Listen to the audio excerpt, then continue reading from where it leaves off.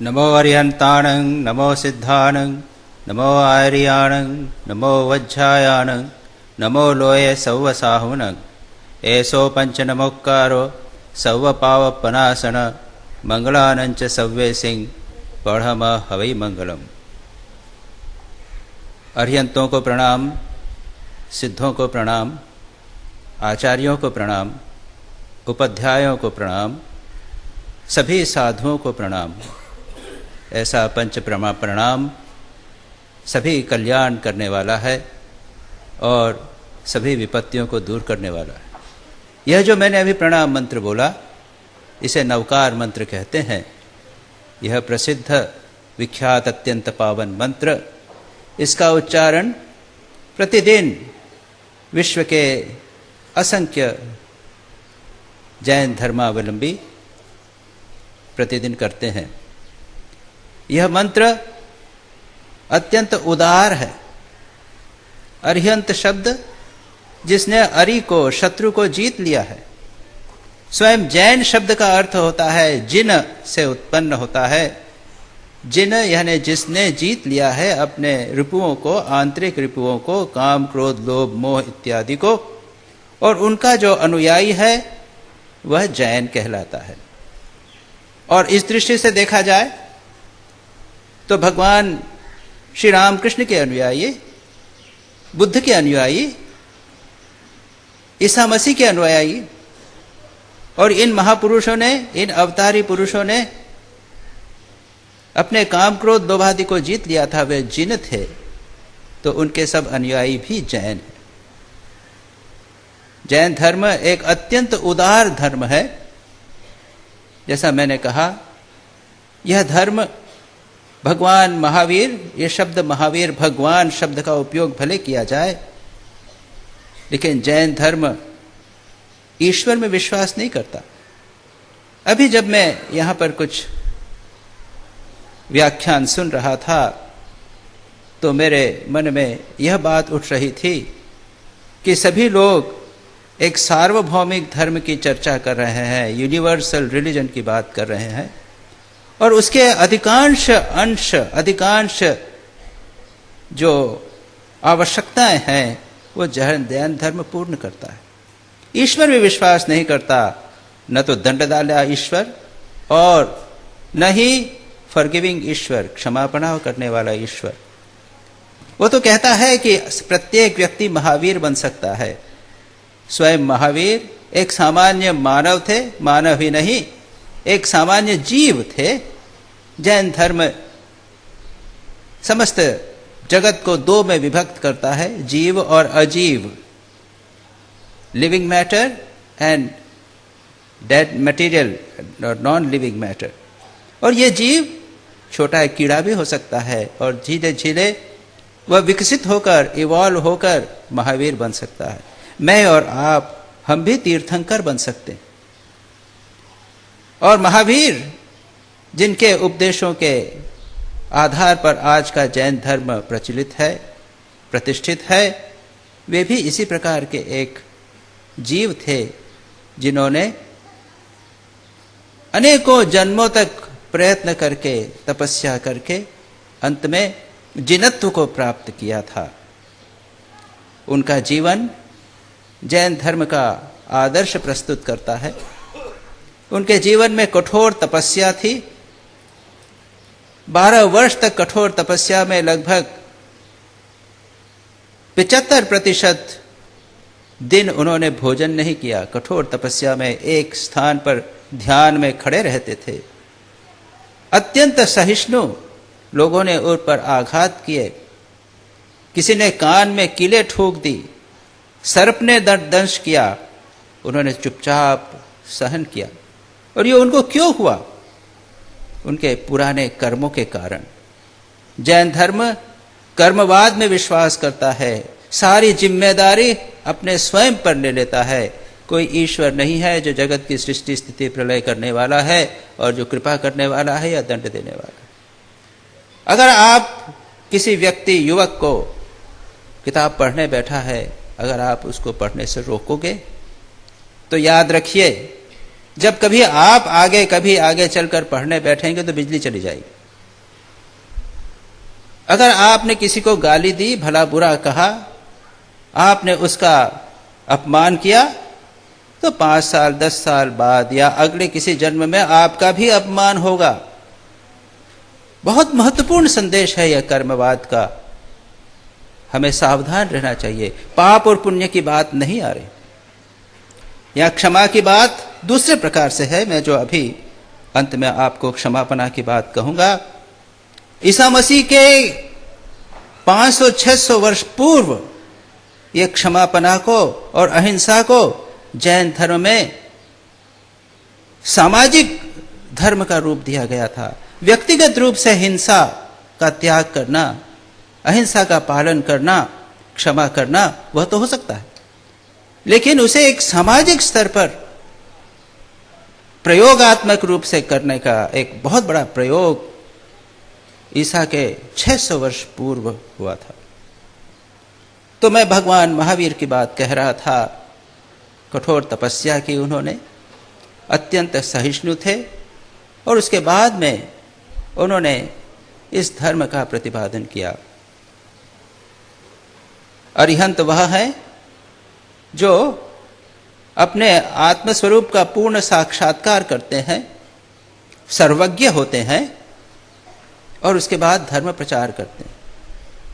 दूसरे श्रेणी के जो जीव होते हैं उन्हें सिद्ध कहा जाता है, और जैन धर्म के अनुसार तो जो सिद्ध है वह अरिहंत से भी ऊपर रहता है, क्योंकि वह पूर्ण रूप से मुक्त आत्मा होती है।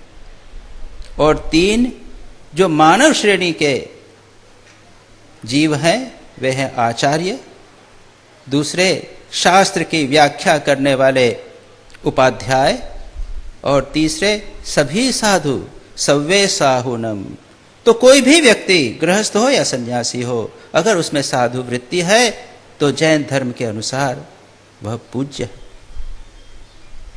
भगवान महावीर ने कहा कि यह जीव, इसमें शुद्धता है, चैतन्य है, नित्य शुद्ध बुद्ध है, लेकिन वह कर्म के कारण कर्म आकर इन पर चिपक जाता है और उसमें बंधन में पड़ जाता है। और इसके 4 कारण हैं। 5 कारणों के कारण यह जीव बंधन में पड़ता है। पहला है मिथ्यात्व, रॉन्ग कंसेप्शंस, गलत धारणाएं जीवन के संबंध में, आत्मा के संबंध में, जगत के संबंध में और जीवन के लक्ष्य के संबंध में मिथ्या धारणा के कारण व्यक्ति बंधन में पड़ता है। दूसरा है अविरति, वह भोग से विरत नहीं होता और हिंसा से विरत नहीं होता। तीसरा है कषाय, और कषाय में 4 बातें आती हैं: क्रोध, लोभ, मान और माया। क्रोध लोभ हम समझते हैं, मान का अर्थ है अहंकार और माया का अर्थ है छल। जैसे श्री राम कृष्ण कहते थे, मन मुख एक नहीं करना। चौथी बात जो बंधन का कारण है वह है प्रमाद, केयरलेसनेस। जीवन है इस प्रकार से व्यतीत कर रहे हैं कि हम दूसरों को कष्ट पहुंचा रहे हैं। और 5वां योग, और यह योग शब्द जैन धर्म में एक पारिभाषिक शब्द है जिसका अर्थ होता है हमारे शरीर की, मन की और इंद्रियों की क्रियाएं। इसे आप अन्य जो योग चित्तवृत्ति निरोध के रूप में आप नहीं लेंगे। और इनको दूर कैसे किया जाए और बंधन से मुक्त कैसे हुआ जाए, उसके लिए कहते हैं 3 रत्न, त्रिरत्न: सम्यक दर्शन, सम्यक ज्ञान और सम्यक चारित्र। सम्यक दर्शन का अर्थ है हमारी धारणाएं, मान्यताएं, श्रद्धा, आस्था यह सत्य पर होनी चाहिए।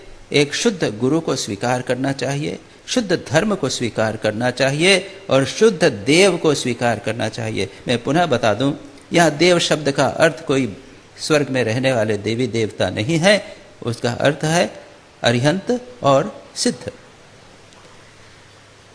इस सम्यक दर्शन को जैन धर्म में बहुत अधिक महत्व दिया जाता है। It is the beginning of spiritual life. आध्यात्मिक जीवन का प्रारंभ इसी से होता है। एक रस्म होती है, जैसे बैप्टिज्म होता है, जैसे अमृत सेरेमनी होती है सिखों में, इस प्रकार से है। युवक व्यक्ति गुरु के पास जाकर सम्यकत्व लेता है, कहता है कि मैं शुद्ध गुरु, शुद्ध धर्म और शुद्ध देव को ही स्वीकार करूंगा। इसके बाद जैन धर्म सबसे अधिक महत्व देता है आचार पर, कंडक्ट पर। वैसे जैन धर्म, जैसा मैंने कहा, इतना पुराना है, उसकी कई शाखाएं हैं।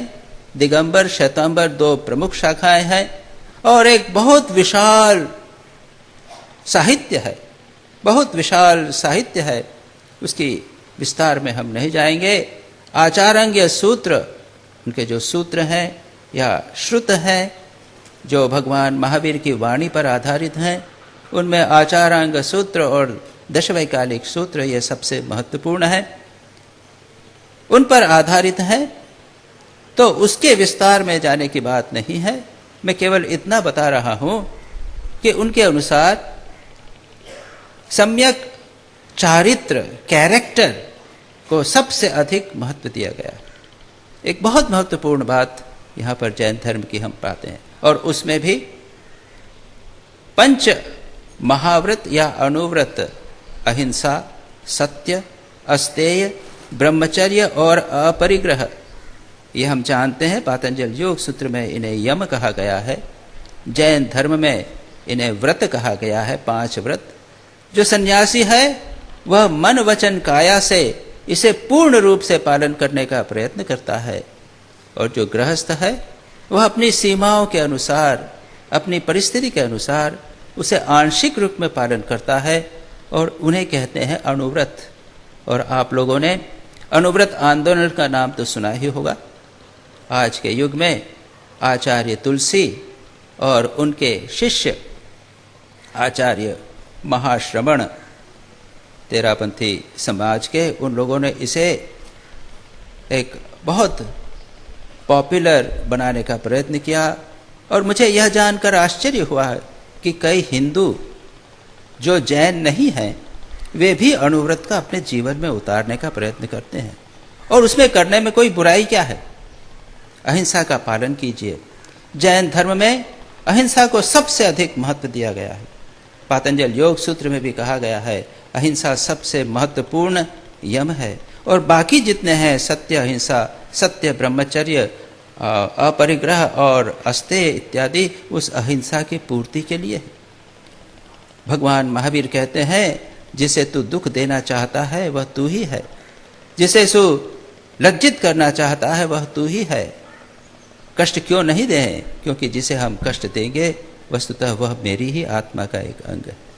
वैसे जैन धर्म ड्युअलिस्टिक है, आत्माओं को भिन्न मानता है, लेकिन भगवान महावीर इस बात को कहना चाहते हैं कि अगर आप उसको कष्ट देंगे तो वो कष्ट आपके ऊपर आना ही वाला है, कर्मवाद के अनुसार ही। और जैन धर्म ने इस अहिंसा के अभ्यास को कैसे इसे जीवन में उतारना, उसको विस्तार से कोडिफाई किया है, उसके अत्यंत विस्तार से गए हैं। और उसके लिए उन्होंने जीवों के 5 विभाग किए हैं।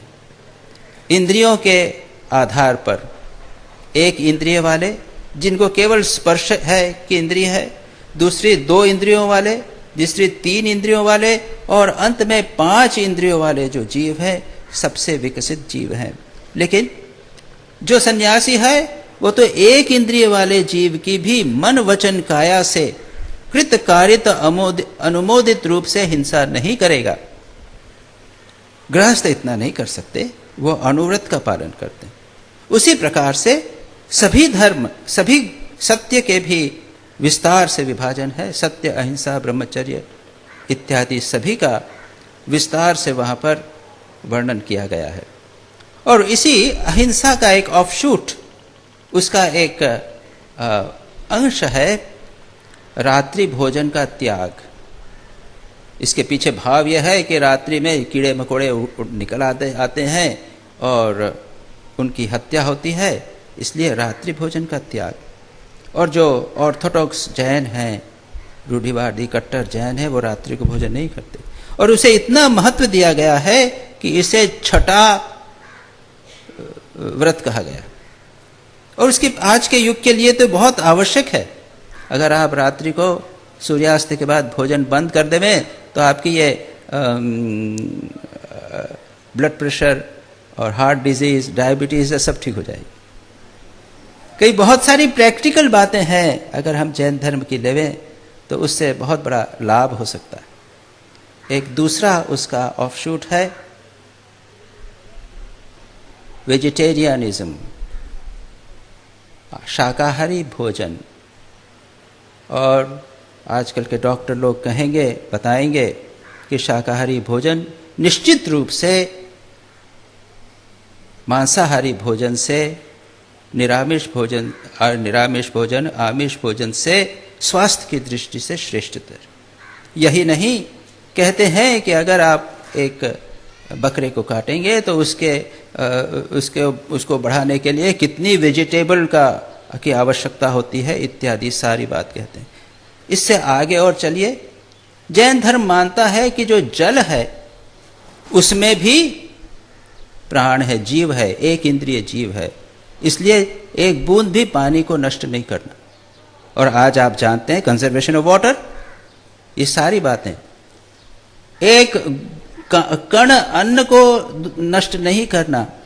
तो जो पक्के जैन हैं भोजन करेंगे थाली में, उसके बाद थाली को पूरी तरह धो डालेंगे और उसको पानी को पी जाएंगे, बिल्कुल साफ थाली करके रखेंगे, अन्न को नष्ट नहीं किए, अन्नम न निंद्यात्। और आप जानते हैं कि आज के युग में 40 से 50% लोग ऐसे हैं संसार में जिनको 1 जून पूरा खाना नहीं मिलता। ये सारी जैन धर्म की कितनी महत्वपूर्ण बातें हैं जो सामाजिक दृष्टि से अत्यंत महत्वपूर्ण है। क्षमा करें, मेरा सवन हो रहा है, पता नहीं लगा मुझे। 2 बातें कहकर मैं समाप्त करूंगा। अनेकांतवाद जैन धर्म का बहुत महत्वपूर्ण बात है। अनेकांतवाद, अनेकांतवाद का अर्थ है एक सत्य को देखने के विभिन्न दृष्टिकोण हो सकते हैं, और एक दृष्टिकोण को सत्य मानना और दूसरे को सत्य नहीं मानना, यह होगा एकांतवाद। और इसी से झगड़े होते हैं। आपका दृष्टिकोण वह भी ठीक है, मेरा दृष्टिकोण वह भी ठीक है। एक सत्य को देखने के अनेक दृष्टिकांत होते हैं, और यह एक सिद्धांत सर्वधर्म समन्वय का, एक साथ बंधुत्व में रहने का एक आधार बन सकता है। और जहाँ तक मैं क्षमा की बात करता हूँ, जैन धर्म में क्षमा को सबसे अधिक महत्व दिया जाता है। जैन धर्म में जो उनका जो संवत्सरी कहते हैं, ईयरली डे, 9 दिन का व्रत होता है, उसके बाद अंतिम ईयरली डे पर सभी लोग मिलते हैं, मंदिर में या उपाश्रय में जाते हैं, और वहाँ पर संसार के सभी लोगों से प्रार्थना करते हैं, खमामि सर्वभूतेषु सर्वे भूता खमन्तु मे, मित्ति में सर्वभूतेषु वेरम मेन केन वी। मैं संसार के समस्त प्राणियों को क्षमा करता हूँ, मैं संसार के समस्त प्राणियों से क्षमा मांगता हूँ। मेरी किसी भी व्यक्ति से दुश्मनी नहीं है, किसी से वैर नहीं है, मैं सभी से मैत्री है मेरी। और यह बात ऑर्थोडॉक्स जैन अपनी पूजा, या जिसे है वो सामायिक कहते हैं, प्रतिदिन का जो ध्यान है, उपासना है, उसके अंत में प्रतिदिन करता है। क्षमा को अत्यंत महत्व दिया गया है जैन धर्म में। अंत में एक श्लोक हेमचंद्राचार्य का बोलकर मैं अपनी बात समाप्त करूंगा। सत्वेषु मैत्री गुणेषु प्रमोदः क्लिष्टेषु जीवेषु कृपा परत्वं माध्यस्थ भावं विपरीत वृत्तो सदा ममात्मा विदधातु देव। समस्त प्राणियों से मेरे मन में मैत्री होवे, जो गुणी लोग हों उनको देखकर मुझे प्रमोद होवे, आनंद होवे, जो दुखी हों उनके प्रति मेरे हृदय में कृपा होवे, और जो मेरे से विपरीत भाव वाले हों उनके प्रति मेरा उपेक्षा का भाव होवे। धन्यवाद।